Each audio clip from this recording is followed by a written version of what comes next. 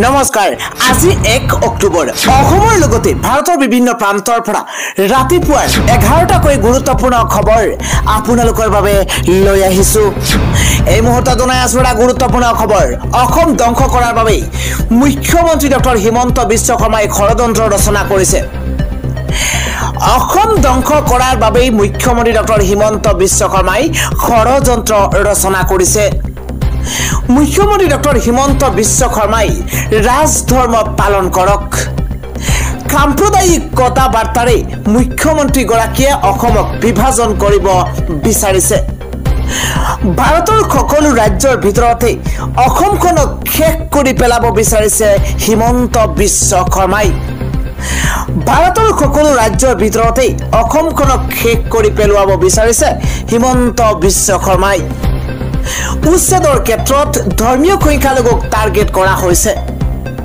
মুখ্যমন্ত্ৰী ডক্টৰ হিমন্ত বিশ্ব শৰ্মাৰ বিৰুদ্ধে এইদৰে গৰজি উঠিছে আমছুৰ সভাপতি ৰেজাউল কৰিম চৰকাৰ আন এটা খবৰ এবাৰ গৌৰৱ গগৈয়ে হিমন্ত বিশ্ব শৰ্মাক টাৰ্গেট কৰি মন্তব্য কৰি কয় যে মুখ্যমন্ত্ৰী হিমন্ত বিশ্ব শৰ্মা মিয়া ৰাজনীতি আৰম্ভ কৰিছে এটা বিগ পলিটিক্যাল ব্ৰেকিং নিউজ জনোৱাৰ চেষ্টা কৰিছো মুখ্যমন্ত্ৰী হিমন্ত বিশ্ব শৰ্মা মিয়া ৰাজনীতি আৰম্ভ কৰিছে অসমত মিয়া ৰাজনীতি প্ৰথমে আজমলৰ এআইডিএফে কৰিছিল এই মন্তব্য গৌৰৱ গগৈ কেৱল খিমানেই নহয় এতিয়া লোকসভা নিৰ্বাচনৰ পাছত মুখ্যমন্ত্ৰী হিমন্ত বিশ্ব শৰ্মাই মিয়া শব্দলৈ ৰাজনীতি আৰম্ভ কৰিছে মন্তব্য কৰিছে গৌৰৱ গগৈয়ে এতিয়া লোকসভা নিৰ্বাচনৰ পাছত মুখ্যমন্ত্ৰীয়ে মিয়া শব্দলৈ ৰাজনীতি আৰম্ভ কৰিছে বুলি মন্তব্য গৌৰৱৰ মুখ্যমন্ত্ৰী হিমন্ত বিশ্ব শৰ্মা আৰু বদৰুদ্দিন আজমলৰ মাজত গোপন চুক্তি আছে বিজেপি আৰু এআইডিএফ দুয়োটা দলে অসমক বিভাজিত কৰিব বিচাৰিছে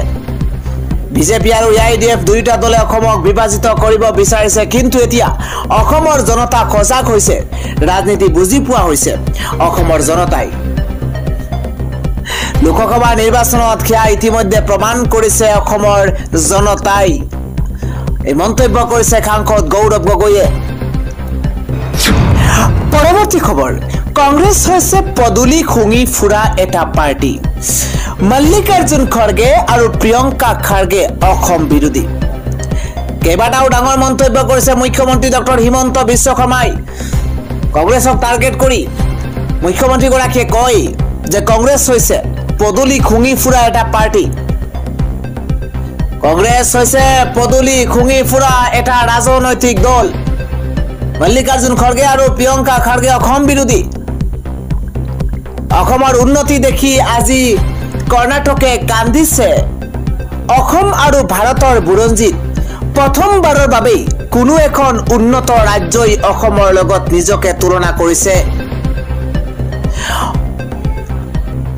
অসমত দক্ষতা নাই বুলি কৈ প্ৰিয়ংকা খাৰ্গে অসমক অপমান কৰিছে সেমি কন্ট্ৰাক্টৰ উদ্যোগটো সফল কৰি আমি কৰ্ণাটকক দেখুৱাই দিম আমাৰ যুৱক যুৱতীৰ দক্ষতা আছে এই মন্তব্য কৰিছে আজি মুখ্যমন্ত্ৰী ডক্টৰ হিমন্ত বিশ্ব শৰ্মাই আজি ৰাতিপুৱাৰ আন এটা ব্ৰেকিং নিউজ বিজেপি মুখী হৈছে এবাৰ সংখ্যালঘু ৰকিবুলৰ দুৰ্গত খহনীয়া কংগ্ৰেছত এটা বিগ পলিটিক্যাল ব্ৰেকিং নিউজ ডাঙৰ খবৰ ৰকিবুল হুছেইনৰ দুৰ্গত বেটি খহিছে কংগ্ৰেছৰ ৰকিবুল হুছেইনৰ দুৰ্গ কপিছে এবাৰ দৈনিক শ লোকে কংগ্ৰেছ এৰি যোগদান কৰিছে বিজেপিত এটা ব্ৰেকিং নিউজ পলিটিক্যাল আপডেট জনোৱাৰ চেষ্টা কৰিছো কংগ্ৰেছ নহয় এতিয়া সংখ্যালঘু হৈছে বিজেপি মুখী কংগ্ৰেছ নহয় সংখ্যালঘু বিজেপি মুৱা হৈছে সামগুৰিৰ খিঙিমাৰী জিলা পৰিষদৰ সংখ্যালঘু বিজেপি মুখী ৰকিবুলৰ এলেকাত ঘনিষ্ঠ নেতাৰ নেতৃত্বতে শ লোকৰ যোগদান দেখিবলৈ পোৱা গৈছে আৰু নাটকীয়ভাৱে সামগুৰি সমষ্টিত উত্থান ঘটিছে বিজেপিৰ সমাগত উপ নিৰ্বাচনত সামগুৰিত প্ৰত্যাহ্বানৰ সন্মুখীন হ'ব কংগ্ৰেছ আৰু ৰকিবুল হুছেইনৰ দুৰ্গত ভেটি খহিছে কংগ্ৰেছৰ আন এটা গুৰুত্বপূৰ্ণ খবৰ এইবাৰ মাদ্ৰাছা বন্ধ কৰাক লৈ কঠোৰ হৈ পৰিছে মাদ্ৰাছা ইছলাম ধৰ্মৰ বাবে এক অপৰিহাৰ্য মুখ্যমন্ত্ৰী ডক্টৰ হিমন্ত বিশ্ব শৰ্মাই কুৰাণৰ বাণী আৰু মাদ্ৰাছা বন্ধ কৰিব নোৱাৰে শেহতীয়াকৈ ৰাজ্যৰ মুখ্যমন্ত্ৰী ডক্টৰ হিমন্ত বিশ্ব শৰ্মাই ৰাজ্যত মাদ্ৰাছা বন্ধ কৰাৰ প্ৰসংগ উত্থাপন কৰিছিল।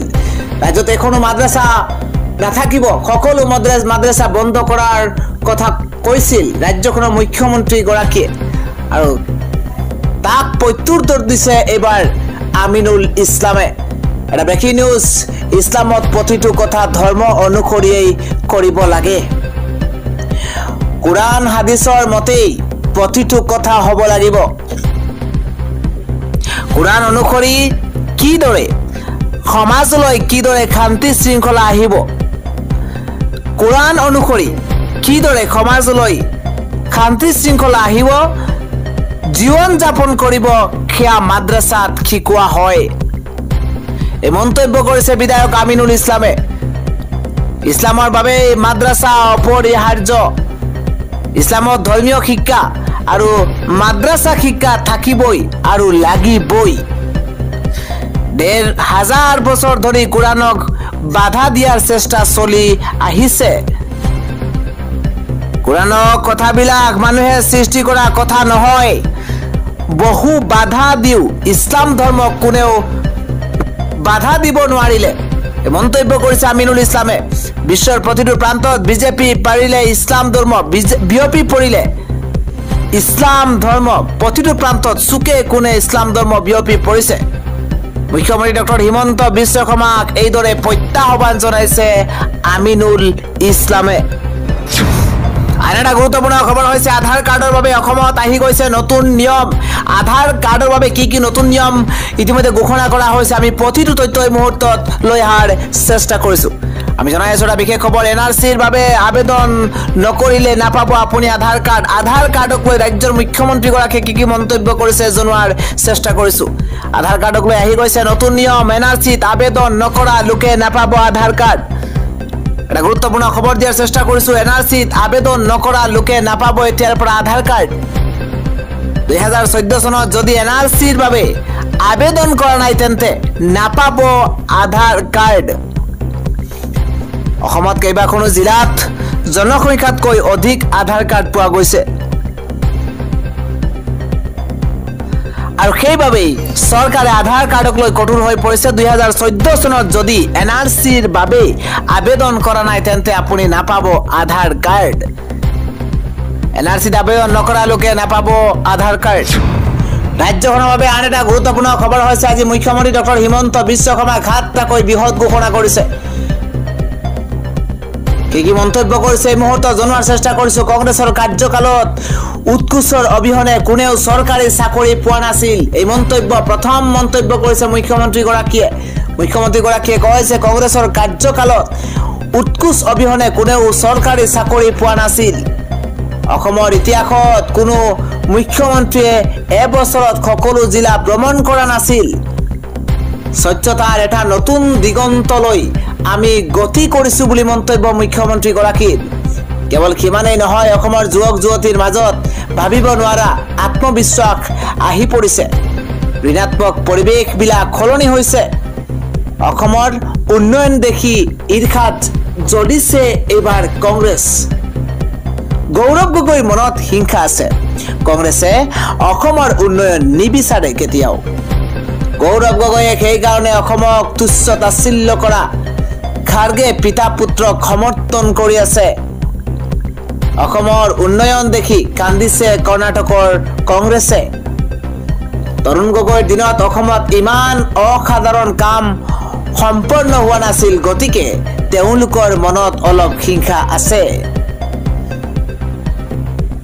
কংগ্ৰেছ দলটো এতিয়া এটা পদূলি খুঙি ফুৰা দললৈ ৰূপান্তৰিত হৈছে বুলি মন্তব্য মুখ্যমন্ত্ৰীগৰাকীৰ। কেৱল সিমানে নহয়, মুখ্যমন্ত্ৰীগৰাকীয়ে কয় যে লুৰিণজ্যোতি গগৈৰ নিচিনা নেতা যি কচুতলিত হোৱা উচ্ছেদক গৰিহণা দিয়ে, তেওঁ কেনেকৈ অসম প্ৰেমী হ'ব পাৰে।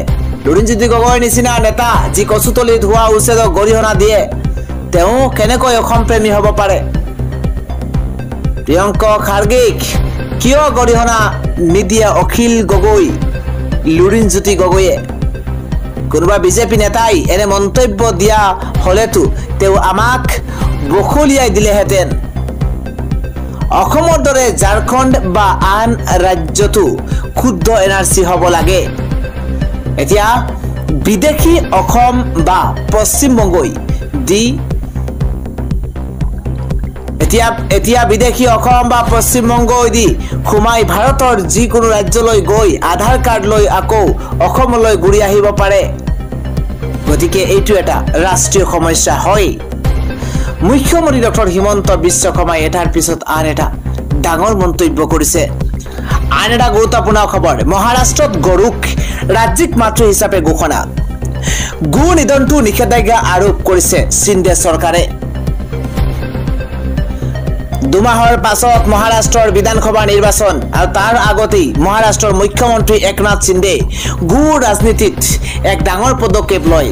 সোমবাৰে শিৱসেনাৰ সুপ্ৰিম ঘোষণা কৰে যে তেওঁৰ চৰকাৰে গৰুক আনুষ্ঠানিকভাৱে ৰাজ্যৰ মাতৃ হিচাপে স্বীকৃতি দিব।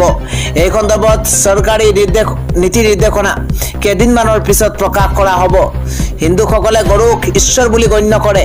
বিজেপি শাসিত সকলো ৰাজ্যতে নিষেধাজ্ঞা আৰোপ কৰা হৈছে গৰু হত্যা। কিন্তু কোনো ৰাজ্যতে গৰুটোক আনুষ্ঠানিকভাৱে ৰাজ্যৰ মাতৃ হিচাপে স্বীকৃতি দিয়া হোৱা নাই। শিৱ ভক্তৰ দল শিৱসেনাই কেতিয়াও গৰুৰ ৰাজনীতিত সক্ৰিয়ভাৱে লিপ্ত হোৱা নাই।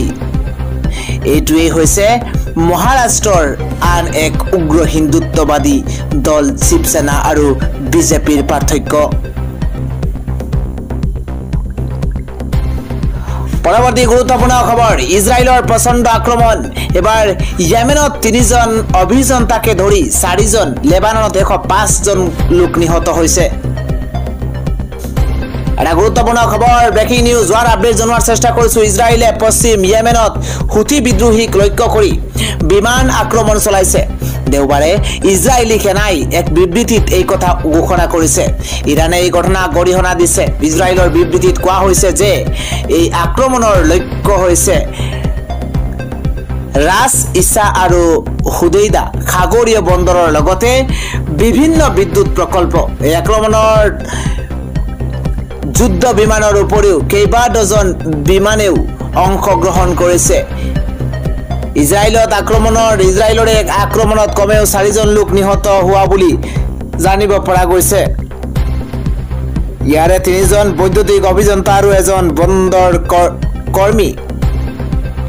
বিমান আক্ৰমণৰ বাবে হুদৈদাৰ বেছিভাগ অঞ্চলতে বিদ্যুৎ বিচ্ছিন্ন হোৱা বুলি জানিবলৈ দিছে। ইয়াৰ পূৰ্বে শনিবাৰে হুথিয়ে তেল অভিভৱ সমীপৰ বেন গুৰিয়ান আন্তঃৰাষ্ট্ৰীয় বিমানবন্দৰত এক ক্ষেপণাস্ত্ৰ আক্ৰমণৰ দাবী কৰিছিল। যোৱা বছৰ অক্টোবৰৰ পৰা গাজাত ইজৰাইলৰ আক্ৰমণত 41,000তকৈ অধিক লোক নিহত হোৱাৰ লগতে 96,000ৰো অধিক লোক আহত হৈছে বুলি জানিব পৰা গৈছে। আন এটা গুৰুত্বপূৰ্ণ খবৰ, মোদী চৰকাৰে সংসদত আনিব এক ৰাষ্ট্ৰ এক নিৰ্বাচনৰ ওপৰত বিধায়ক। চৰকাৰে এক দেশ এক নিৰ্বাচন সন্দৰ্ভত সংসদত এখন বিধায়ক অনাৰ প্ৰস্তুতি চলাই আছে। চৰকাৰী সূত্ৰ অনুসৰি চৰকাৰে 3খন বিধায়ক আনিব, য'ত 2খন হ'ব সাংবিধানিক সংশোধনী বিধায়ক। অৱশ্যে চৰকাৰে সংসদৰ আগন্তুক শীতকালীন অধিৱেশনত বা বাজেট অধিৱেশনত এই বিধায়কখন আনিব নে নাই সেয়া এতিয়াও সিদ্ধান্ত লোৱা নাই। চৰকাৰী পৰ্যায়ত অতি শীঘ্ৰেই এক সিদ্ধান্ত লোৱা হ'ব। তাৎপৰ্যপূৰ্ণভাৱে মোদী কেবিনেটে এক দেশ এক নিৰ্বাচনৰ ওপৰত ৰামনাথ কোবিন্দ সমিতিৰ পৰামৰ্শ গ্ৰহণ কৰিছে। সমিতিৰ প্ৰতিবেদনত 2টা পৰ্যায়ত নিৰ্বাচনৰ পৰামৰ্শ দিয়া হৈছে। সমিতিখনে প্ৰথম পৰ্যায়ৰ লোকসভা আৰু বিধানসভা নিৰ্বাচন অনুষ্ঠিত কৰাৰ পৰামৰ্শ দিছে। দ্বিতীয়তে সমিতিখনে স্থানীয় সংস্থাৰ নিৰ্বাচন অনুষ্ঠিত কৰাৰ পৰামৰ্শ দিছে। প্ৰস্তাৱিত সংবিধান সংশোধনী বিধায়কসমূহৰ ভিতৰত লোকসভা আৰু ৰাজ্যিক বিধানসভাৰ সৈতে স্থানীয় সংস্থাসমূহৰ হ'ব ক্লাব নিৰ্বাচন। এই বিধায়কখনক কমেও 50% ৰাজ্যৰ সমৰ্থনৰ প্ৰয়োজন।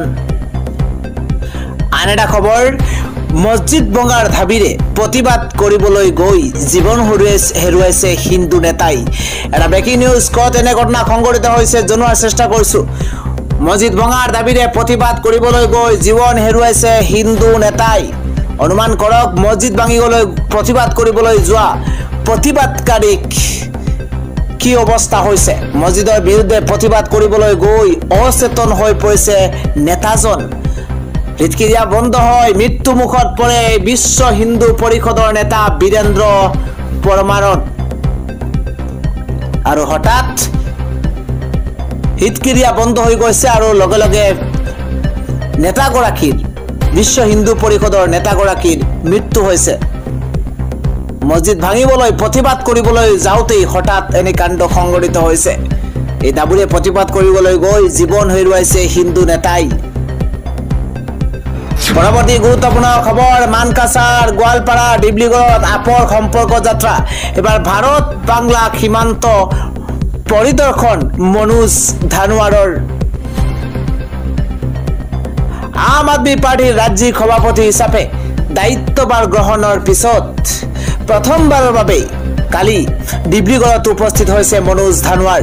ডিব্ৰুগড় বিমানবন্দৰত সহস্ৰাধিক দলীয় কৰ্মী সমৰ্থকে গায়ন বায়ন বিহু নাচ ঝুমুৰ নৃত্যৰে তেওঁক উষ্ম আদৰণি জনাইছে। বিমানবন্দৰৰ পৰা পোনে পোনে মোহনবাৰীত অনুষ্ঠিত দলৰ কৰ্মকৰ্তা সন্মিলনত অংশগ্ৰহণ কৰিছে মনোজ ধানোৱাৰে। উল্লেখযোগ্য যে দলৰ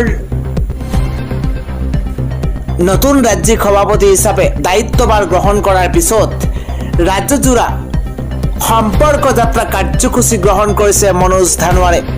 এই ডিব্ৰুগড়ৰ মোহনবাৰীত কাৰ্যসূচীৰ অংশ হিচাপে অনুষ্ঠিত কৰ্মকৰ্তা সন্মিলনত দলীয় কৰ্মকৰ্তাসকলক সম্বোধন কৰি মনোজ ধানোৱাৰে কয় যে অসমৰ মুখ্যমন্ত্ৰীয়ে ঝাৰখণ্ডত গৈ NRC প্ৰস্তুতৰ জৰিয়তে বাংলাদেশী বিতৰণ কৰাৰ কথা কৈছে, কিন্তু অসমত NRCৰ পৰা বাদ পৰা 19 লাখ লোকৰ ক্ষেত্ৰত কোনো ব্যৱস্থা গ্ৰহণ কৰিব পৰা নাই। তদুপৰি বসুন্ধৰা আঁচনিৰ জৰিয়তে কিমান খিলঞ্জীয়া লোকক মাটি পট্টা দিলে সেয়া চৰকাৰে স্পষ্ট কৰা উচিত। ৰাজ্যৰ 6 জনগোষ্ঠীৰ জনজাতিকৰণৰ ক্ষেত্ৰত মুখ্যমন্ত্ৰী ডক্টৰ হিমন্ত বিশ্ব শৰ্মাৰ চৰকাৰে কোনো পদক্ষেপ গ্ৰহণ নকৰিলে। এইবোৰ কাৰণতেই বৰ্তমান চৰকাৰৰ প্ৰতি ৰাইজৰ মোহ ভংগ হৈছে বুলি মন্তব্য মনোজ ধানোৱাৰৰ। সভাপতি মনোজ ধানোৱাৰে আগন্তুক পঞ্চায়ত নিৰ্বাচন আৰু 2026 চনৰ বিধানসভা নিৰ্বাচনৰ বাবে এতিয়াৰ পৰাই দলৰ কৰ্মী সাজু হ'বলৈ আহ্বান জনাইছে। মোহনবাৰীত অনুষ্ঠিত আপৰ কৰ্মকৰ্তা সন্মিলনৰ পূৰ্বে যোৱা শনিবাৰে ধানোৱাৰে দক্ষিণ শালমৰা জিলাৰ মানকাছাৰ ভ্ৰমণ কৰিছে। মানকাছাৰত দলীয় কৰ্মকৰ্তাসকলৰ সৈতে মিলিত হোৱাৰ পাছত ভাৰত বাংলাদেশ আন্তৰ্জাতিক সীমান্তৰ পৰিস্থিতিৰ বুজ ল'বৰ বাবে সীমান্ত পৰিদৰ্শন কৰিছে। এই ভ্ৰমণকালত ধানোৱাৰৰ সৈতে আপৰ জ্যেষ্ঠ নেতা মামুন ইমদাদুল হক চৌধুৰী আৰু ৰমেন বৰঠাকুৰেও অংশগ্ৰহণ কৰিছে। আনহাতে দেওবাৰে ৰাজ্যিক সভাপতি গৰাকীয়ে গোৱালপাৰা জিলাত সম্পৰ্ক যাত্ৰা কাৰ্যসূচীত অংশগ্ৰহণ কৰিছে। কাৰ্যসূচীৰ অংশ হিচাপে গোৱালপাৰাৰ বলবালা গাঁও পঞ্চায়তৰ প্ৰেক্ষাগৃহত অনুষ্ঠিত দলীয় যোগদান সভাত ভিন্ন ৰাজনৈতিক দলৰ পৰা অহা বহু কেইগৰাকী ব্যক্তিয়ে আপত যোগদান কৰিছে। নৱাগতসকলক দললৈ আদৰণি জনাই ধানোৱাৰে কয় যে আমাৰ দলৰ লক্ষ্য উন্নয়নৰ ৰাজনীতি, চৰকাৰী আঁচনি ৰূপায়ণৰ ক্ষেত্ৰত দুৰ্নীতি নিৰ্মূল হ'ব লাগিব। একমাত্ৰ আম আদমি পাৰ্টীয়েহে দুৰ্নীতি মুক্ত নিকা শাসন ব্যৱস্থা প্ৰতিষ্ঠা কৰিব পাৰে। ধৰ্ম সাম্প্ৰদায়িক তথা জাত পাতৰ ৰাজনীতিৰ পৰিৱৰ্তে উন্নয়নৰ ৰাজনীতি গ্ৰহণ কৰিবলৈ ধানোৱাৰে সকলোকে আহ্বান জনাইছে। গোৱালপাৰাৰ বলবালাত অনুষ্ঠিত সভাত দলৰ জ্যেষ্ঠ নেতা মামুন ইমদাদুল হক চৌধুৰীয়ে সামাজিক উন্নয়নৰ স্বাৰ্থত পঞ্চায়ত নিৰ্বাচনৰ পূৰ্বে আপক শক্তিশালী কৰিবলৈ আহ্বান